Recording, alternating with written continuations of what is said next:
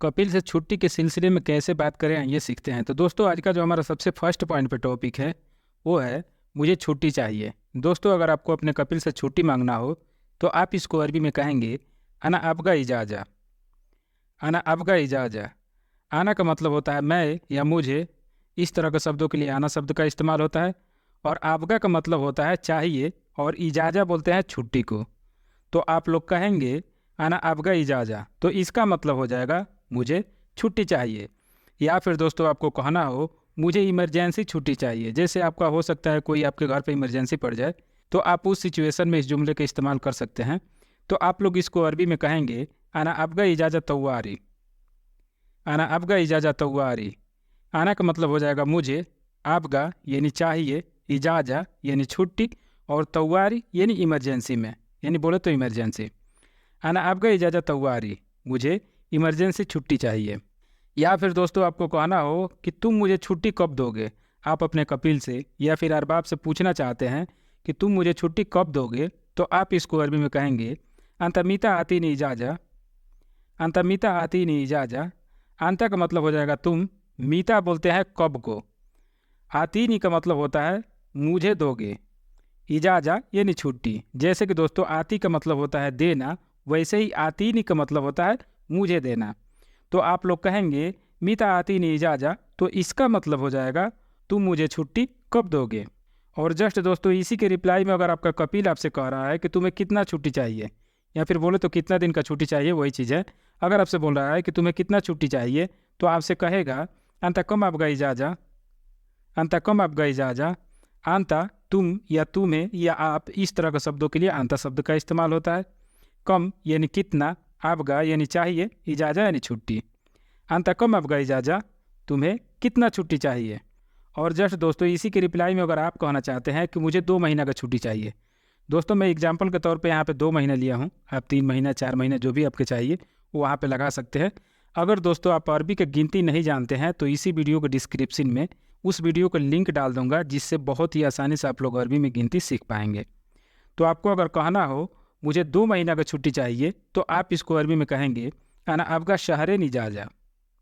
आना अबगा शहरेन इजाज़ा। आना का मतलब हो जाएगा मुझे, अबगा यानी चाहिए, शहरेन बोलते हैं 2 महीना को।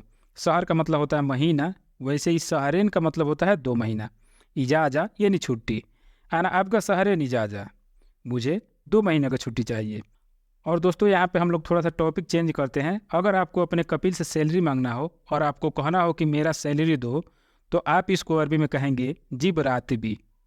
जिब रातिबी। आप ऐसे नहीं बोलेंगे जिब आना रातिब, ये बोलने का सही तरीका नहीं है। आप लोग सिर्फ बोलेंगे जिब रातिबी। जिब का मतलब हो जाएगा दो, और रातिबी का मतलब होता है मेरा सैलरी। हक की ओकी लगाने की ज़रूरत नहीं है, वैसे हक की का मतलब होता है मेरा, बट यहाँ पे हक की नहीं लगाएंगे, सिर्फ आप लोग बोलेंगे रातिबी। यानी बोले तो आपको कहना है जिब रातिबी, तो इसका मतलब हो जाएगा मेरा सैलरी दो। या फिर दोस्तों आपको कहना हो मेरा सैलरी कब दोगे। आपका कपिल मान लीजिए कि थोड़ा सा डिले कर रहा है, और उसी सिचुएशन में अगर आपको अपने कपिल से पूछना हो कि मेरा सैलरी कब दोगे, तो आप इसको अरबी में कहेंगे मीता आती रातिबी। मीता आती रातिबी। मीता का मतलब हो जाएगा कब, आती का मतलब होता है देना या फिर दोगे। इस तरह के शब्दों के लिए आती शब्द का इस्तेमाल होता है। और रातिबी का मतलब हो जाएगा मेरा सैलरी। मीता आती रातिबी, मेरा सैलरी कब दोगे। और दोस्तों मान के चलिए आपका कपिल आपके सैलरी देने में ज़्यादा डिले कर रहा है, और वही चीज़ आप अपना कपिल से पूछना चाहते हैं कि मेरा सैलरी क्यों नहीं देते, मेरा सैलरी क्यों नहीं देते, तो आप इसको अरबी में कहेंगे लेश मा आती रातिबी। लेश मा आती रातिबी। लेश का मतलब हो जाएगा क्यों, माँ आती का मतलब हो जाएगा नहीं देते, रातिबी यानी मेरा सैलरी। लेश मा आती रातिबी, मेरा सैलरी क्यों नहीं देते।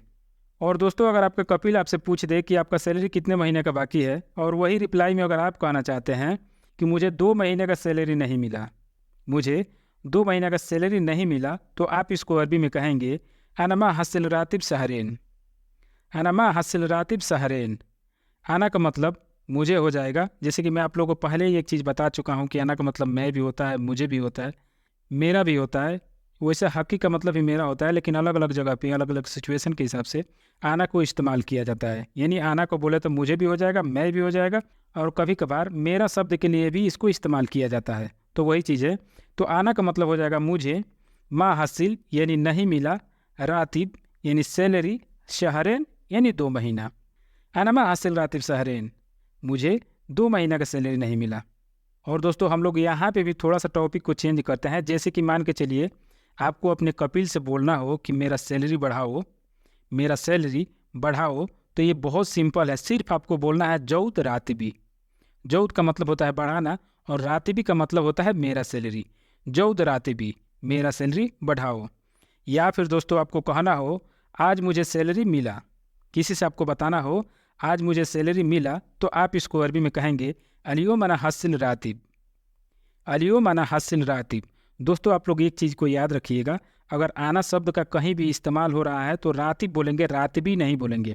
तो यहाँ पे आना शब्द का इस्तेमाल हुआ है, इसलिए सिर्फ हम लोग बोलेंगे रातिब, ना कि रातिबी। तो आप लोग कहेंगे अलियोम अना हासिल रातिब। अलियोम का मतलब हो जाएगा आज, आना यानी मुझे, हासिल यानी मिला, रातिब यानी सैलरी। अलियोम अना हासिल रातिब, आज मुझे सैलरी मिला। या फिर दोस्तों आपको कहना हो यह काफ़ी नहीं है। जैसे आपको जो सैलरी दे रहा है कपिल, एग्जाम्पल के तौर पे हम लोग लेते हैं कि जो वर्तमान में आपका सैलरी चल रहा है वह आपके लिए काफ़ी नहीं है, और वही चीज़ आप अपने कपिल से या फिर अरबाब से बताना चाहते हैं कि यह काफ़ी नहीं है, तो आप इसको अरबी में कहेंगे हादा माफ़ी कफ़ी। हादा माफ़ी कफ़ी। हादा का मतलब हो जाएगा यह, माफ़ी का मतलब होता है नहीं है, कफ़ी यानी काफ़ी। तो आप लोग कहेंगे हादा माफ़ी कफ़ी, तो इसका मतलब हो जाएगा यह काफ़ी नहीं है। या फिर दोस्तों आप लोग कुछ इस कदर से बोल रहा हो कि मेरे सैलरी में 200 बढ़ाओ। जैसे आपका जो वर्तमान का सैलरी है उसमें 200 और बढ़वाना चाहते हैं आप, और वही आप अपने कपिल से बोलना चाहते हैं कि मेरे सैलरी में 200 बढ़ाओ, तो आप इसको अरबी में कहेंगे जौद रातिबी मितेन। जौद रातिबी मितेन। जौद का मतलब हो जाएगा बढ़ाओ, रातिबी यानी मेरा सैलरी, मितेन यानी 200। यानी बोले तो 2 के बोलते हैं इतनेन और 100 को बोलते हैं मियाँ। तो आप लोगों को इतनेन मियाँ नहीं बोलना है, आप लोगों को बोलना है मितेन। मितेन बहुत अच्छा लहजा है, इसको शॉर्ट में यूज किया जाता है और हर लोग ऐसे ही बोलते हैं जिनको अच्छे से अरबी आता है। तो आप लोग भी बोलेंगे जौद रातिबी मितेन, तो इसका मतलब हो जाएगा मेरा सैलरी 200 बढ़ाओ। या फिर दोस्तों आपको कहना हो कि इसमें 50 कम है, कोई भी चीज़ हो सकता है आपका सैलरी एक एग्जाम्पल ले लेते हैं, अगर उसमें आपको 50 कम मिला है और वही चीज़ आप बताना चाहते हैं कि इसमें 50 कम है, तो आप इसको अरबी में कहेंगे फ़ी हिना नाकिस खमसीन। फ़ी हिना नाकिस खमसीन। फ़ी का मतलब हो जाएगा है, हीना का मतलब हो जाएगा इसमें या फिर यहाँ, इस तरह के शब्दों के लिए हीना शब्द का इस्तेमाल होता है। नाकिस यानी कम, खमसीन यानी 50। फ़ी हिना नाकिस खमसीन, तो इसका मतलब हो जाएगा इसमें 50 कम है। या फिर दोस्तों आपको अपने कपिल से कहना हो, यहाँ पे भी हम लोग थोड़ा सा टॉपिक चेंज कर रहे हैं, आपके अपने कपिल से कहना हो कि मेरा पासपोर्ट का डेट ख़त्म है, मेरा पासपोर्ट का डेट ख़त्म है, तो आप इसको अरबी में कहेंगे अना जवाज तारीख फ़ी इंतहा। अना जवाज तारीख फ़ी इंतहा। आना का मतलब हो जाएगा मेरा, जैसे कि मैं आप लोगों को पहले ही बताया था कि वो अलग अलग जगह पे अलग अलग सिचुएशन के हिसाब से इसको यूज किया जाता है, तो यहाँ भी मेरे के लिए आना शब्द का इस्तेमाल हुआ है। जवाज का मतलब होता है पासपोर्ट। वैसे दोस्तों मैं बताना चाहूँगा कि जुआज का मतलब होता है शादी और जवाज का मतलब होता है पासपोर्ट। कुछ लोग बोलते हैं जवाद, जवाद दौ लगाते हैं लास्ट में, लेकिन दौ नहीं होता है। आप लोग अगर अरबी पढ़े होंगे तो इस चीज़ को पता होगा। तो आप लोग बोलेंगे जवाज यानी पासपोर्ट को जवाज बोला जाता है। तारीख यानी तारीख ही बोलते हैं, या फिर बोले तो डेट, इंग्लिश में डेट और अरबी में तारीख। और हिंदी में भी बोला जाए तो जैसे तारीख अरबी में होता है वैसे तारीख हिंदी में भी होता है। तो फ़ी का मतलब हो जाएगा है, इंतहा यानी जो चीज़ एक्सपायर होने लगता है उसको, या फिर एक्सपायर हो जाता है उसको बोलते हैं इंतहा। तो आप लोग कहेंगे आना जवाज तारीख फ़ी इंतहा, तो इसका मतलब हो जाएगा मेरे पासपोर्ट का डेट ख़त्म है। या फिर दोस्तों आपको कहना हो मैं रिन्यू के लिए जाना चाहता हूँ, जैसे आपका पासपोर्ट ही है उसका अगर रिन्यू के लिए आप जाना चाहते हैं, वही चीज़ आप बताना चाहते हैं कि मैं रिन्यू के लिए जाना चाहता हूँ, तो आप इसको अरबी में कहेंगे आना आबगा रोह तजदीद। आना आबगा रोह तजदीद। आना का मतलब हो जाएगा मैं, आबगा का मतलब हो जाएगा चाहना या फिर चाहता। इस तरह के शब्दों के लिए आबगा शब्द का इस्तेमाल होता है। रोह का मतलब हो जाएगा जाना, और तजदीद बोलते हैं किसी चीज़ को रिन्यू करने के लिए।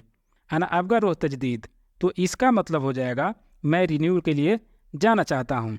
या फिर दोस्तों इसी चीज़ को अगर आप थोड़ा सा चेंज करके बोलना चाहते हैं, जैसे कि अगर आपको कहना हो कि मैं पासपोर्ट रिन्यू के लिए जाना चाहता हूँ, वहाँ पे तो हम लोग पासपोर्ट नहीं लगाए थे, बट अगर आपको कहना हो कि मैं पासपोर्ट रिन्यू के लिए जाना चाहता हूँ, तब आप इसको अरबी में कहेंगे अना अबगा रोह तजदीद जवाज। थोड़ा सा चेंज करना है बस। तो आप लोग कहेंगे अना अबगा रोह तजदीद जवाज, तो इसका मतलब हो जाएगा मैं पासपोर्ट रिन्यू के लिए जाना चाहता हूँ। या फिर दोस्तों आपको कहना हो मेरा कपिल बहुत अच्छा है, आप किसी से बताना चाहते हैं कि मेरा कपिल बहुत अच्छा है, तो आप इसको अरबी में कहेंगे अना कफिल मर्रा कोइस। अना कफिल मर्रा कोइस। आना का मतलब हो जाएगा मेरा, कफिल का मतलब हो जाएगा कपिल, मर्रा यानी बहुत, और कोइस का मतलब होता है अच्छा। आना कफिल मर्रा कोइस, मेरा कपिल बहुत अच्छा है। या फिर दोस्तों इसी चीज़ के जस्ट अपोजिट आपको कहना हो कि मेरा कपिल अच्छा नहीं है, मेरा कपिल अच्छा नहीं है, तो आप इसको अरबी में कहेंगे आना कफिल माफ़ी कोइस। आना कफिल माफ़ी कोइस। आना का मतलब हो जाएगा मेरा, कफील का मतलब हो जाएगा कपिल। दोस्तों मैं आप लोगों को एक चीज़ बताना चाहूँगा कि कफील आप लोग बोलेंगे अरबी में, प नहीं लगाएंगे, फ लगाएंगे, क्योंकि अरबिक में प नहीं होता है, इसलिए आप लोग बोलेंगे कफील। प नहीं लगाएंगे, कफील बोलेंगे, ना कि कपिल। तो कफील बोलेंगे, और माफ़ी का मतलब हो जाएगा नहीं है, कोइस यानी अच्छा। आना कफील माफ़ी कोइस, मेरा कपिल अच्छा नहीं है। या फिर दोस्तों आपको कहना हो कि मेरा कपिल कंजूस है, मेरा कपिल कंजूस है, तब आप इसको अरबी में कहेंगे आना कफील बकील। आना कफील बकील। आना का मतलब हो जाएगा मेरा, कपिल का मतलब हो जाएगा कफील, और बकील का मतलब होता है कंजूस। आना कफील बकील, तो इसका मतलब हो जाएगा मेरा कपिल कंजूस है। या फिर दोस्तों आपको कहना हो कि मुझे फ़ाइनल जाना है, मुझे फ़ाइनल जाना है, तो आप इसको अरबी में कहेंगे अना अवगर व खरूज निहाई। तो इसका मतलब हो जाएगा मुझे फाइनल जाना है। तो आई होप दोस्तों आप लोगों को वीडियो पसंद आया होगा। वीडियो पसंद आता है तो प्लीज़ वीडियो को लाइक करें, चैनल पर नए हैं तो चैनल को सब्सक्राइब भी करें, ताकि जो भी मैं वीडियो डालूँ उसका नोटिफिकेशन आप लोगों को मिलता रहे। तो मिलते हैं फिर से नेक्स्ट वीडियो में ऐसे ही मजेदार टॉपिक के साथ। तब तक के लिए आप लोग से अलविदा लेते हैं। Thanks for watching this video.